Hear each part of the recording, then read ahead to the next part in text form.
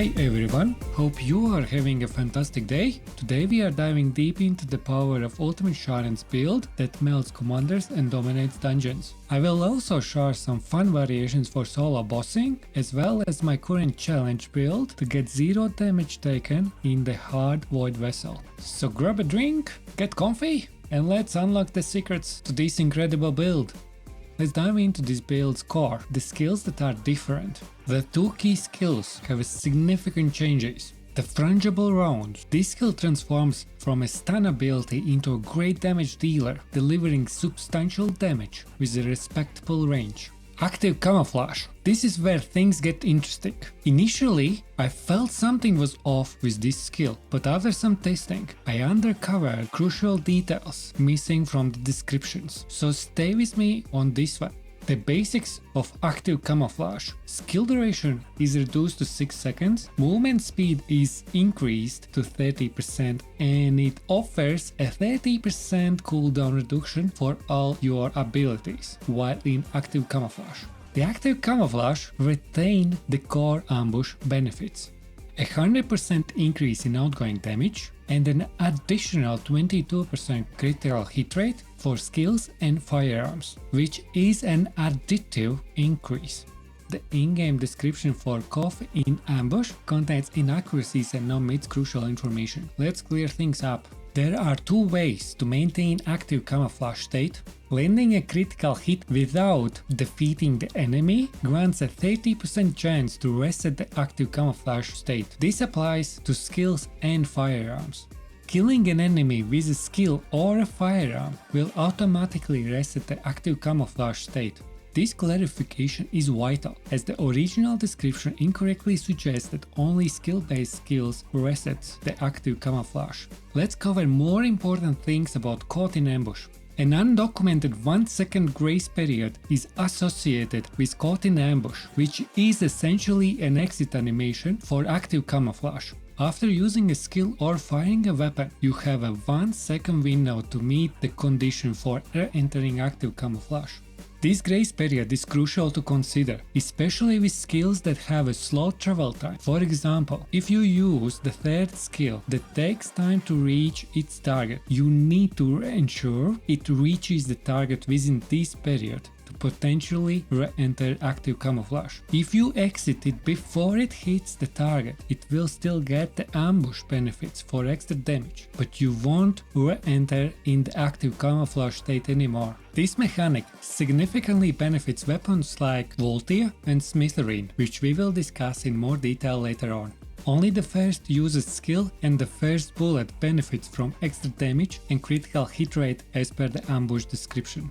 Importantly, skill duration mods do not affect the length of this grace period. It remains constant as 1 second.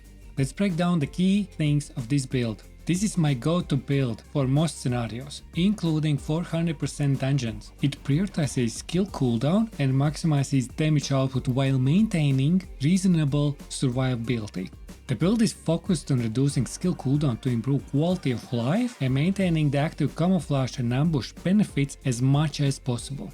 It is optimized to use the blue Beetle to compensate for the lack of critical hit rate mod. Alternatively, if you prefer not to use the blue Beetle, consider replacing emergency measures with skill insight. This allows you to maximize critical hit damage while using any other weapon during the active camouflage state. Overall, this build has proven surprisingly effective, even without constantly switching back to the blue Beetle. Let's go to the next build variation. This one is specifically for my 0 damage taken void vessel challenge. Overall, it is very similar to my 400% build, with some quality of life improvements. It includes another skill crit rate mod, which is essential for maximizing damage output when using the Voltia or other weapon instead of the blue Beetle. Also, it helps with additional chances of quitting another skill hit shortly after I didn't get back into the active camouflage for the final commander. Another change is Battle of Stamina as an HP mod, providing extra skill duration at the cost of reduced survivability. Overall, this build still aims to balance damage output and at least some survivability, making it suitable for other missions beyond the Void Vessel challenge if you want. This is why I kept 1 HP mod and didn't min-max just for the challenge goals. In other words, I keep it still as a practical build with fun aspects. Now, let's discuss the weapon choices that complement these builds. Generally speaking, Voltia is one of the best weapons you can use for this build if you plan to use a weapon in addition to your skill damage. The best rolls will be firearm attack, firearm critical hit rate, firearm critical hit damage, and rounds per magazine. The primary goal is to maximize rounds per magazine and critical hit rolls, with an extra boost to firearm attack. Let's check out the build. This build allows for a max fire rate of 888 rounds per minute with a critical hit rate of around 23%. This combination feels incredibly smooth in gameplay. It consistently reactivates active camouflage with near perfect uptime, especially when engaging multiple targets. You will often find yourself emptying entire magazine into a single target while maintaining active camouflage. However, in most cases, only 3 or more close targets guarantee 100% uptime of active camouflage while shooting. Another super important mod in this build is using lethal finish, which significantly increases your crit rate with a very high chance to reset the cooldown of the mod and being active after almost every reload if you defeat at least one enemy while the benefits of the mod are active. If you are comfortable with longer reload times and adept at cancelling reload animations, consider swapping bullet integration for concentration priority. This swap allows you to gain extra critical hit damage instead. Okay, let's move to the next weapon, the blue Beetle. The best rolls will be firearm attack, firearm critical hit rate, firearm critical hit damage, and weak point damage or Colossus. I use the blue Beetle as a support weapon, leveraging its buffing capabilities. While it can contribute damage output, its primary function is to enhance my overall skill damage potential through its buffs. It adds an extra 115% of base skill critical hit rate when using fusion skills. Piercing light. For me, the best rolls are firearm attack, weak point damage, rounds per magazine, and Colossus. But I assume that you have already rolled it for Haley, or you will consider getting Haley in the future. If you don't intend to use piercing light for Haley, consider replacing rounds per magazine with critical hit damage. This build shares similarities with my Haley build with minor adjustments. I have replaced extended magazine mods with damage enhancing mods and included the impact round charge improvement module to reduce likelihood of running out of ammo. This combination allows the piercing light to convert every 25 impact rounds into a high power rounds that you pick up, which is especially beneficial when paired with a reactor equipped with a sniper mounting. This enables you to maintain full combat effectiveness while using your skills and holding piercing light. When it comes to reactor, electric fusion is the perfect skill and archetype combination for this build. For the optimization condition, I use a beam rifle and scout rifle. Ideally, I'd replace this tactical rifle with a sniper rifle for optimal performance, but we can't always have the perfect reactor setup. For the reactor rolls, the skill effect range is the absolute priority. The second roll can vary depending on which one you have or get first, as each can help positively. In this case, I would recommend to try and combine the skill effect range with skill cooldown is an excellent quality of life improvement that makes this build super comfortable and easy. Skill duration is another great option if you are more tactical player and want to spend an extra half a second on aiming and movement. And finally, any roll that increases damage can also be a great alternative, such as skill critical hit damage or extra electric or fusion skill power boost ratio. Let's talk about external components. As this build's primary focus is on skill damage, the Slayer set is the absolute best option to go, in my humble opinion, especially if you can get sets as per the recommendations and use it together with specific seasonal invasion reinforcement that helps with MP recovery in one or another way.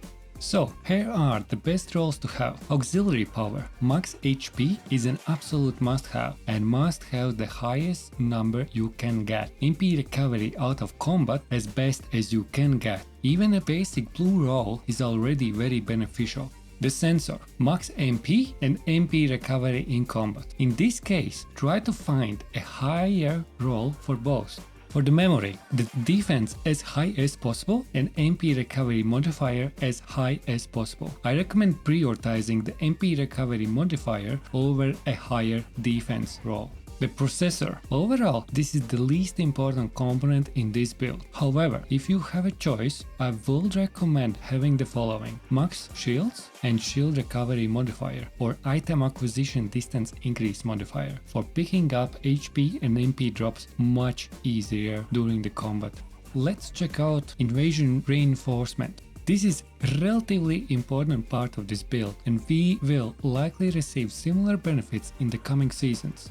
If you are checking out this video in the future when invasion reinforcements are different, then try to focus and find alternatives that are related to MP recovery. So for the current season, we use, for the hunt, my primary recommendations biodensity augmentation for extra survivability. However, if you miss MP related roles on your Slayer set and often find yourself out of MP, I recommend changing these to neuro concentration reinforcement. The next important element is selective neurostimulation under the recovery section. This will recover some MP every 45 seconds. The final one is the arc boost, which further reduces the skill cooldown with additional skill effect range and skill power bonuses as per quantum domain effect, which is active if you have enabled any of the season section benefits.